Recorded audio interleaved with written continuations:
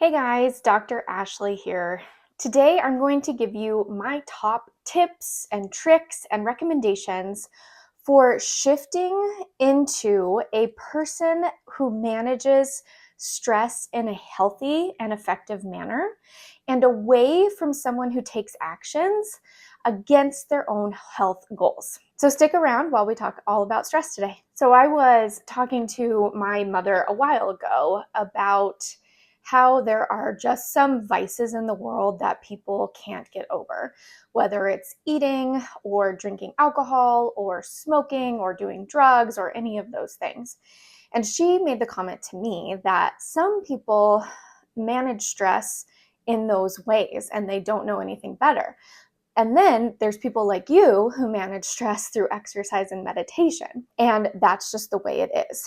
And I have been thinking about and ruminating on that thought for quite some time because I truly don't believe that's true. I personally used to be someone who would manage stress with a drink at the end of the night, a cocktail or a glass of wine or a beer. And I would also use food, particularly sugar, to manage the stress that I was feeling. And I have learned these tools that I'm about to teach you in order to stop doing those things that I knew were unhealthy for me and shift towards managing stress in a much healthier way, in a way that is in alignment with the healthy human that I want to be. And so that's why I decided to make this video for you, because I wanted to teach you that it is possible for you. You are not stuck in this trap of feeling stress and having this automatic behavior that you wish you could change. For the sake of this video, when we're talking about stress, I am talking about the mental stress that comes with living our modern human life. I'm not talking about the other stresses that occur on the body through illness, surgeries, injuries.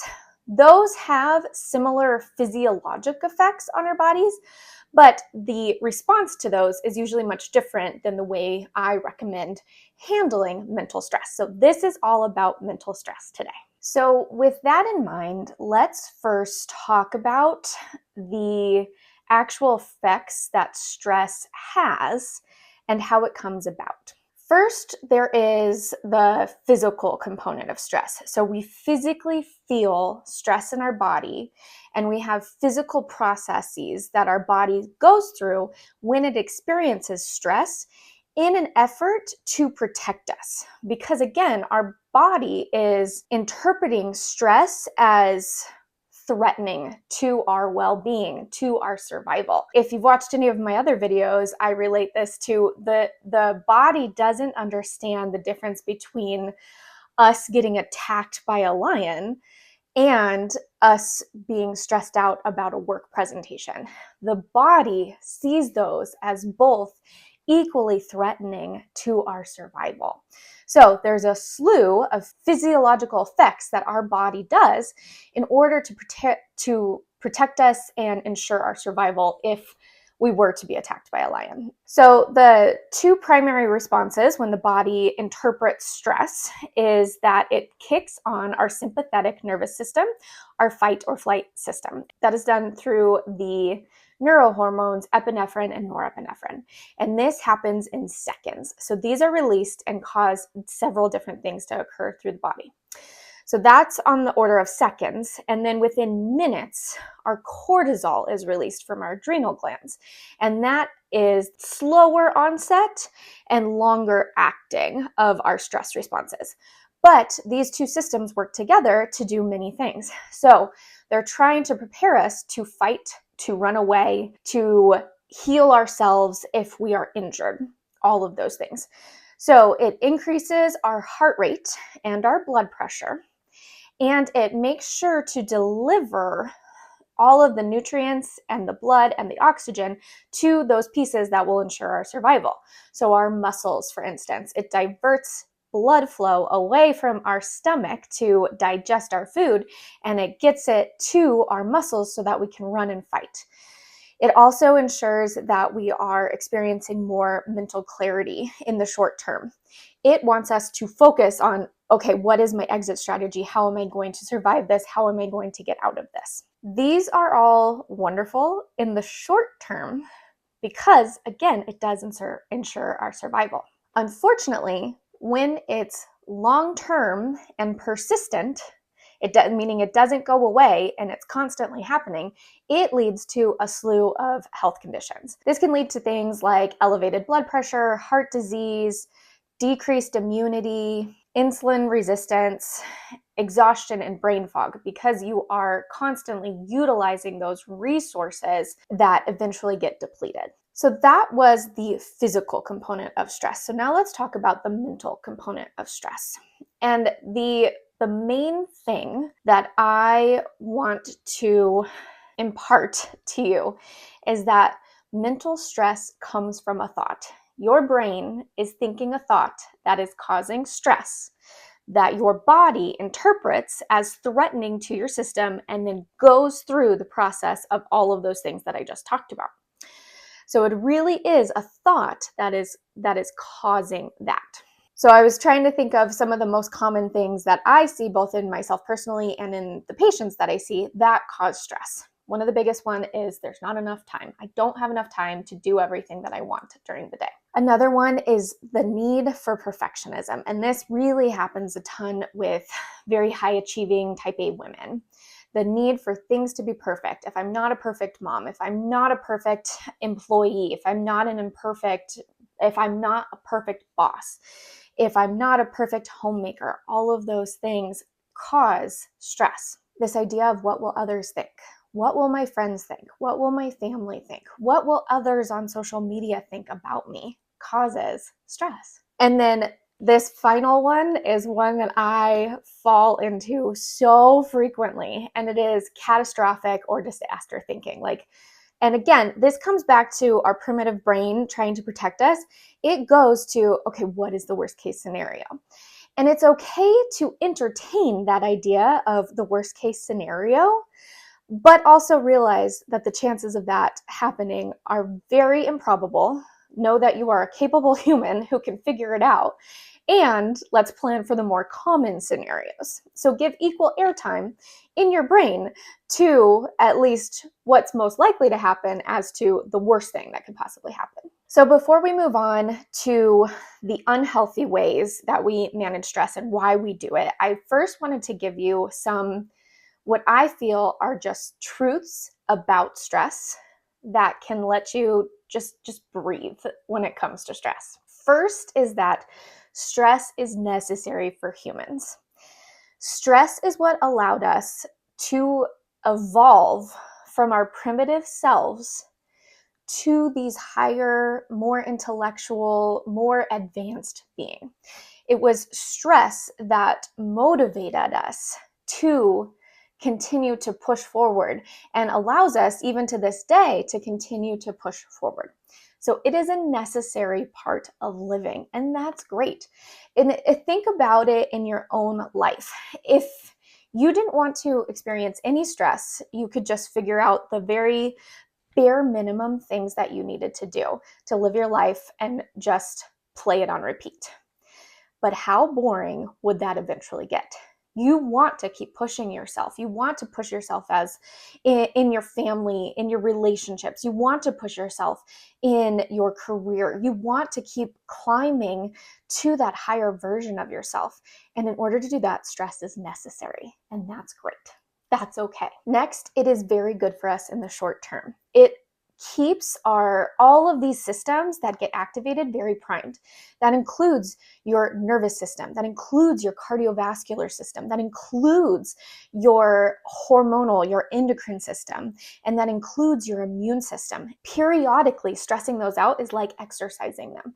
So it's a great thing for short periods.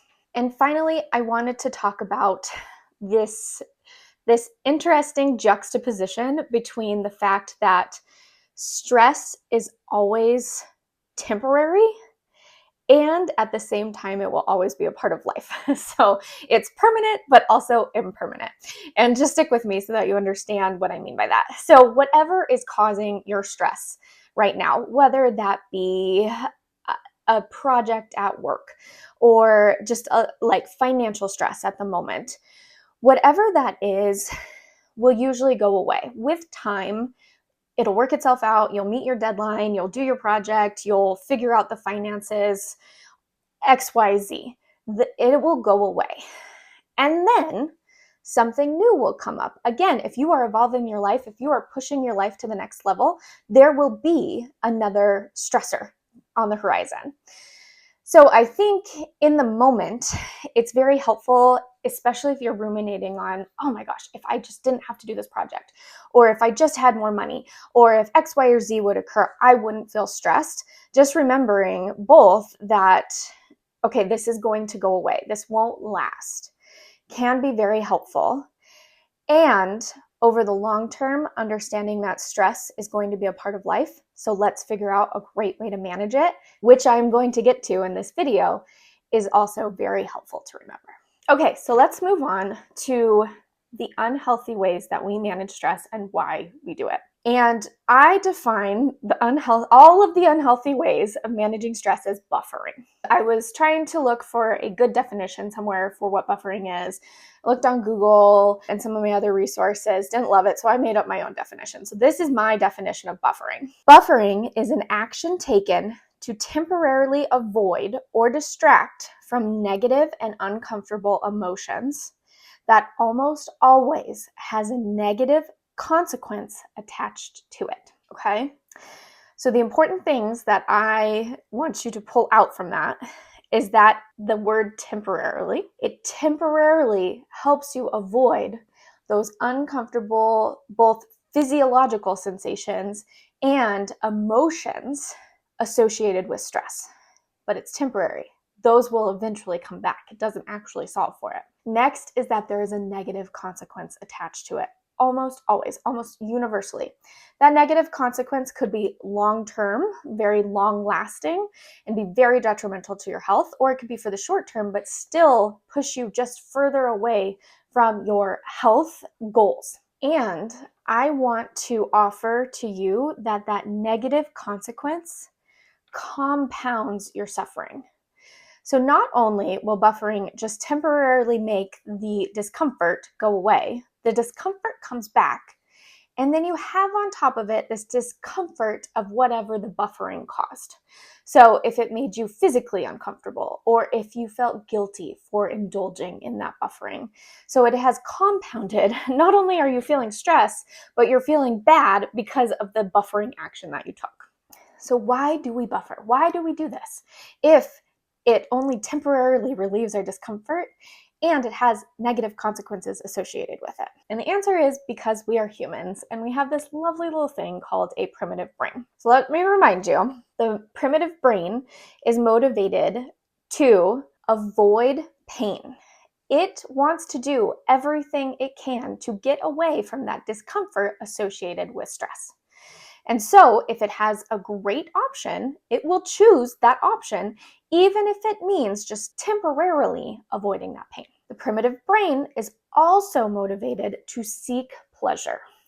All of these things that we do to buffer give us dopamine, and dopamine is very pleasurable. So it is seeking that dopamine hit and avoiding the discomfort of stress. It is just the way that part of our brain is wired. So I've already given you some of my personal examples, but I wanted to reiterate some of the things that I consider buffering because they give you that hit of dopamine that goes away eventually and usually has a negative consequence associated with it. Sugar and other unhealthy foods like fried foods, salty foods, anything that you crave that gives you that palatable taste and sensation to temporarily stop worrying about what you're worrying about. Alcohol is another huge one. Smoking, overworking. And then some of the other big ones I see are social media and TV. With those last two, so for social media and television, I feel like those can go either way. They can go into healthy management of stress or buffering, depending on the intentionality behind it. So if you are utilizing either of those in an effort to avoid dealing with stress, then it's buffering. If you are utilizing those in a very intentional manner, saying, I am going to give my system a break for X amount of time, 30 minutes, 45 minutes, 1 hour, so that I can get a break from this, and then I'm going to go back and intentionally solve a problem, great. Then that is a very healthy way to manage stress. So let me give you an example of this for me recently. I had a sick kiddo over the weekend, and therefore it was a very rough weekend. He just was feeling like crap, and on top of that, he was sleeping like crap. So that meant that the whole family was sleeping like crap, including myself. I ended up sleeping multiple different places with him, whether it be on the couch or the guest bedroom. So my body physically hurts. I'm sleep deprived. I'm stressed because I ended up staying home with him one day, so I got behind on work. So it was just kind of this compounded thing going on. And I knew that what I needed to do to solve for all of the stress that was happening was get a good night's sleep. I knew everything would improve with a good night's sleep. And in order to shut my brain off, I felt that watching 45 minutes of TV with my husband before bed would help. Kind of shut off that thinking brain, indulge in something that's kind of lighthearted and fun and easy, that doesn't draw me in, it's not too intense, would allow my brain to shut off just enough so that I could have a good night's sleep. So that is healthy buffering versus being stressed that I am behind on work now. And instead of actually working, I decide to go scroll social media for an hour or watch TV for 2 hours in the middle of the workday. That is very different, and that is buffering because it is just me procrastinating, dealing with the stress, and getting done what I need to. All right, so now you understand how stress is occurring in the body. You understand what buffering and the unhealthy responses are to stress and why we do it. And now the part that you really want is how to stop buffering and start managing stress in a more effective, healthier manner that's in alignment with your health goals. And I have 3 steps for that. The first step is that you've got to stop buffering. Okay. And that one's easy to say, right? But might be very, very hard to do. And my recommendations for doing that are first starting with truly believing that this actually isn't helping. This is not making anything better and is likely making things worse. Again, we're talking about that compounding discomfort of I still have the stress, but now I have the negative consequence from the buffering. Believe that. Recite that to yourself, embody it, truly understand that. And one great way to do this is to review the negative consequences before, during, and after doing it. What you might find is that this behavior, this buffering behavior, is so automatic, you can't catch yourself before or during doing it. So you might start with just noticing afterwards. Oh shoot, I ate that piece of candy. Oh man, I already poured myself a glass of wine. Oh shoot, I'm already walking back in from my smoke break. You'll probably notice it first after you have done that, but that's okay. Just sit with it and really start to understand the negative consequences. And also start to notice that the stress comes back. All of the discomfort that you had just, for those few moments, avoided still comes back. Eventually, with time, you will get to the point where you start to notice it, that you're doing it, either while you're doing it or even before you're doing it. So this is what the progression looked like for me. I would have a stressful day at work. I would come home and I would be sitting there and I magically would have a cocktail in my hand. I already had something in my hand and I would be drinking it. And I would be like, oh, this isn't actually helping. This makes me feel better for a moment, but as soon as this is gone or tomorrow, it's all going to come back. I'm still going to be stressed and I'm going to have a headache from having the alcoholic beverage, and it's not helping my weight goals, all of these things. Or you might be putting something in your mouth, like a piece of chocolate, before you even realize it. And in that moment, while you're chewing it, you're like, oh shoot, this doesn't actually help. And if you start believing that, the buffering effect, the dopamine hit, lessens. And that is a beautiful thing because it allows you to stop buffering and start working towards effective stress management. But it's also really shitty. And I'm very sorry to say that because you're in this moment where you're like, well, crap, the thing that I used to do that made me feel good doesn't actually make me feel good anymore because I realize that in the long term, it doesn't make me feel good. But now I have nothing to do to stop the discomfort from the stress. And that's when we move on to the next steps. All right, so number 1 was stop buffering. Number 2 is physically lower your stress response. So you want to take down that sympathetic nervous system activation. You want to lower the epinephrine, norepinephrine, and cortisol so that you feel less physically uncomfortable. Those sensations of stress go away, or at least lessen, because that helps you mentally feel more comfortable. So first, deal with the physiologic side, the physical side of stress. There's great ways to do this. Exercise and meditation are 2 beautiful ways to do this. And the wonderful thing about both of those is that doing them regularly just helps lower your overall stress response. So when you're experiencing stress, it doesn't get as intense, it doesn't get as hard-hitting. So doing it regularly helps with that. But in moments of intense stress, you can also turn to those things to help lower your stress levels immediately. So you can use it as a scheduled thing as well as an as needed thing for both exercise and meditation. Meditation can also be breath work, it could be prayer, it could be journaling, it could be whatever you want that kind of focusing on the moment to be. So those are my top 2 recommendations, are exercise and meditation. Another thing I wanted to let you know about a wonderful resource that I have for free on my website, and that is 5 techniques to lower cortisol in minutes. So it's 5 things that you can try out, see which one resonates the most with you to actually lowering the physical stress response in your body. Make sure to head over to my website so that you can download it and have it on hand. Okay, and then number 3 is you have to address the mental component of stress.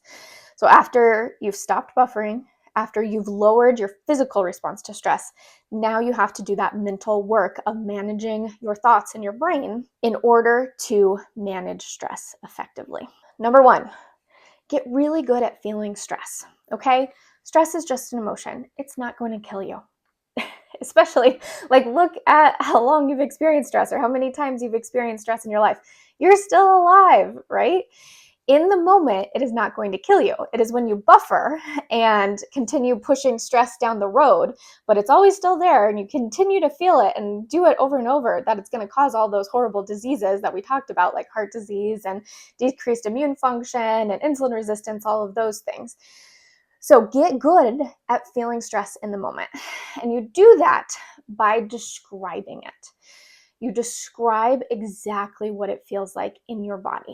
And don't get attached to what is causing your stress. Again, because that is temporary. Something else will be causing your stress in 2 months from now, okay? Don't get attached to the story behind your stress. Just if you were to describe what it felt like to somebody who had never experienced stress before, what does that feel like? Start from the top of your head and work your way all the way down to your toes if you experience stress in your toes. I do a lot in my hands. I feel a lot of tension in like my hands and my forearms. So just include what that feels like for you and just get good at feeling it. After you've experienced stress, and if you stick with it for long enough, you'll notice that it evolves, it lessens, it changes, but really just first start with experiencing it. The next step is to try to uncover the thoughts that are driving your stress. And remember, I gave you some of the common ones that I felt like came up a lot in my life and others that I see lives, and that's like, I don't have enough time. It's not going to be good enough. This need for perfectionism. What will other people think? Other people will judge me. Who cares what other people think? All that matters is what you think, okay? And then that catastrophic disaster thinking, like the worst case scenario is this is going to happen. And then challenge those thoughts, okay? I've always had enough time to get everything that I need done. B- work is still a passing grade. Again, Who in the world cares what others think? All that matters is what I think about me and what I'm doing in this world and in this life. And yes, the worst case scenario may happen, but it's very unlikely to happen. So let's also explore the more likely things to happen. And then focus on those new thoughts. So your brain is going to want to go back to, I don't have enough time. The worst case scenario is going to happen. It's not going to be good enough. Your brain is going to keep going back to those, and you say, and you go to those new thoughts. So practice new thoughts that feel true to you. You can use the ones that I've given you or come up with your other ones, okay? Things that I like to remember are that stress is needed for humans to evolve. It's good in the short term, and it's temporary. Another big one that I really like is I'm feeling stressed, and that's okay. It just takes away this idea of, well, I shouldn't feel stressed, so I'm stressed about feeling stressed, and I'm also stressed about whatever I was stressed about. It takes away that meta emotioning, that compound emotioning, and it just says, I'm feeling stressed, I'm a human, I'm supposed to feel stressed occasionally, and that's okay. So anything that will just kind of lessen that mental strife, that mental discomfort associated with stress is getting there. And just keep practicing these steps over and over. Stop buffering, deal with the physical component of stress, and then address the mental component of stress. Okay, guys? Make sure to check out my website for those wonderful resources on stress management and lowering your stress levels in minutes. And until next week, we will see you.